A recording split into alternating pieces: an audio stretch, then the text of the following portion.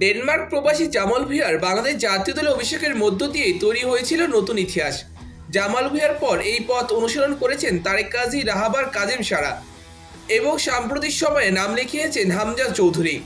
শুধু জাতীয় দল নয়, বয়সভিত্তিক পর্যায়ে ইংল্যান্ড প্রবাসী ইউসুফ এবং অস্ট্রেলিয়ান প্রবাসী আরহাম ইসলাম খেলে গেছেন।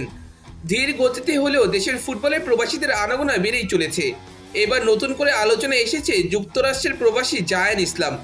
আজকের ভিডিওতে আমরা তার ব্যাপারে জানার চেষ্টা করব। জায়ান ইসলাম বর্তমানে পরিবারের সঙ্গে বসবাস করেন আমেরিকাতে। তার বাবা মা দুজনেই বাংলাদেশি।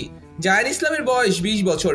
তিনি একজন ভার্সেটাইল ফুটবলার, মূলত খেলেন লেফট ব্যাক পজিশনে, তবে দলের প্রয়োজনে খেলতে পারেন লেফট উইংয়ে, অর্থাৎ ডিফেন্স কিংবা আক্রমণ ভাগ দুই জায়গাতেই সমান পারদর্শী। তিনি দুরন্ত গতির সাথে ভালো ড্রিবলিং করতে পারেন, ফিজিক্যালি যথেষ্ট শক্তিশালী, প্রতিপক্ষের জালে শট নিতে পারেন যে কোনো পজিশন থেকে।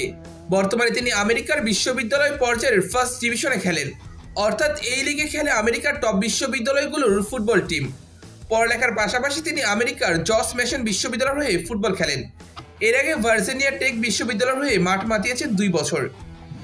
এছাড়া 2021 সালে ডেনমার্কের ক্যাপেলি স্পোর্ট কাপ এবং 2017 সালে বার্সেলোনার আইভিআর কাপে অংশগ্রহণ করেছিলেন।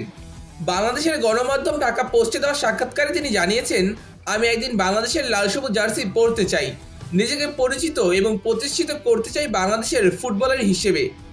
জায়ান ইসলাম বাংলাদেশে বেড়াতে এসেছেন এবং বাংলাদেশের পাসপোর্ট পাওয়ার প্রক্রিয়া শুরু করেছেন এর মধ্যেই। যোগাযোগ হচ্ছে, হ্যাঁ এখন হচ্ছে, আমরা এখন প্রসেসটা শুরু করতেছি। It will be done shortly, ইনশাআল্লাহ। বাফুফের সঙ্গেও নাকি হয়েছে যোগাযোগ। সামনে 29 এশিয়ান কাপ বাছাই পর্বের আগে তাকে পরখ করার সুযোগ আছে বাফুফের কাছে।